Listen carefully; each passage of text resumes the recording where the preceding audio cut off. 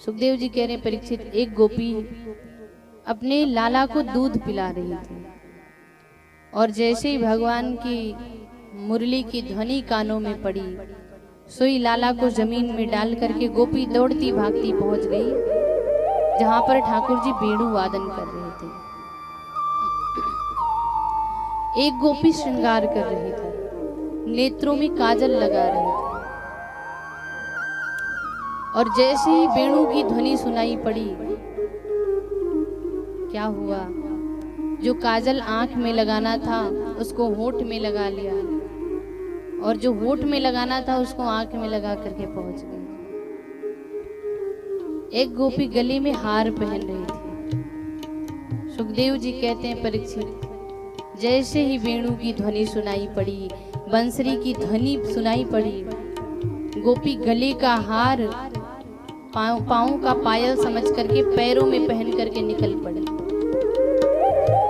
सुखदेव जी कहते हैं परीक्षित, एक गोपी गाय दुह रही थी, दोहनी को वहीं फेंक करके जैसे ही मुरली की आवाज सुनाई पड़ी, तुरंत पहुंच गई श्याम सुंदर के पास।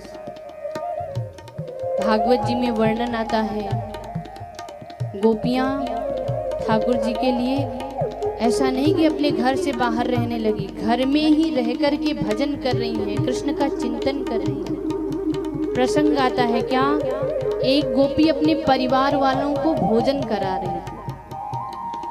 भागवत में है कौन कौन था, गोपी का पति भी बैठा है भोजन कर रहा है, बच्चे भी बैठे हैं, सास भी बैठी है, ससुर जी भी बैठे हैं, देवर भी बैठा है।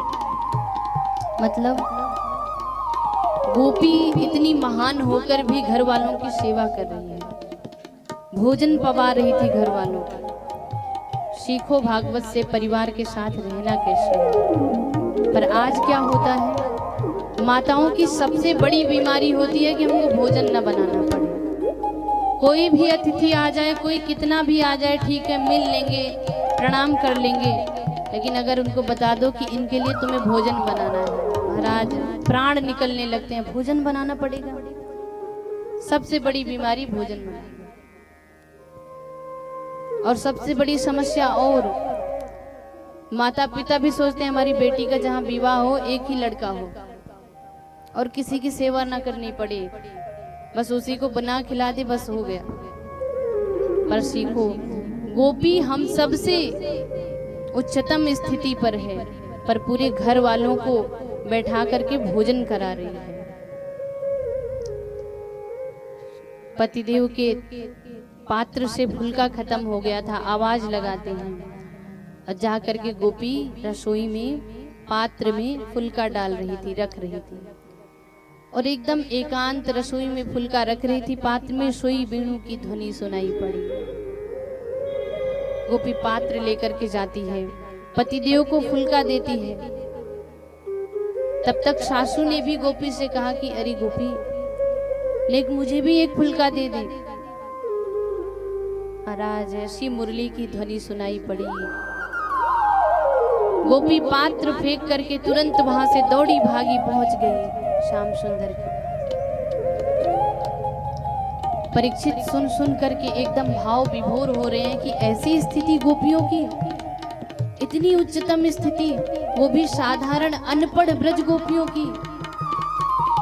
और तो और सुखदेव जी कह रहे हैं परीक्षित, एक गोपी अपने घर में थी, जैसी मुरली की ध्वनि सुनाई पड़ी एकदम बेचैन हो गई श्याम सुंदर के दर्शन के लिए, उसका हृदय एकदम व्याकुल हो गया, तड़प उठी। पर क्या किया, जैसे ही द्वार पर आई बाहर जाने के लिए, सोई गोपी के पति ने तुरंत हाथ पकड़ लिया, बोले तुम्हें नहीं जाना। अरे मुझे पता है तू उस कृष्ण के पास जा रही है ना, सारी ब्रजवासियों को वो पागल बना दिया है, तू वही के पास जा रही है। गोपी बोली हाँ। बोले मैं तुझे जाने नहीं दूंगा। भीतर ले गया, एक कक्ष में अपनी पत्नी को, उस गोपी को बंद कर दिया।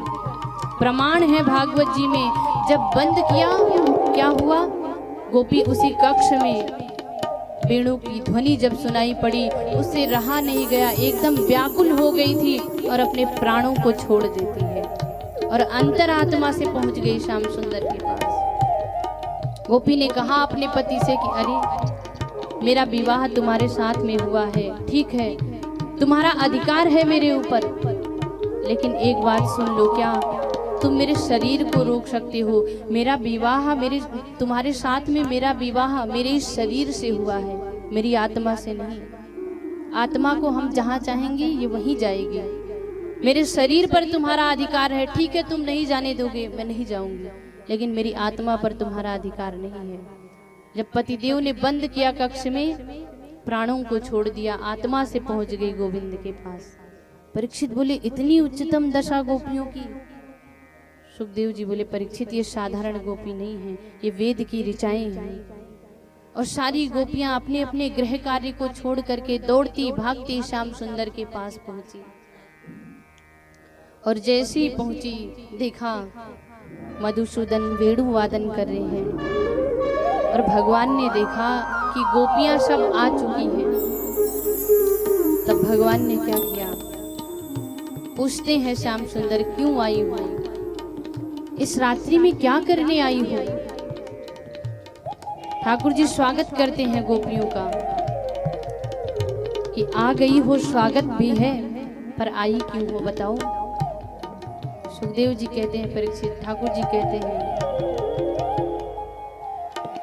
स्वागतम वो महाभागाः प्रियम किम करवाणि वा ब्रजस्यानामयं कश्चित् ब्रूतागमन कारण।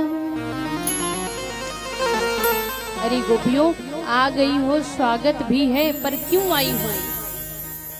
ब्रूतागमन कारणम, आने का कारण तो बताओ।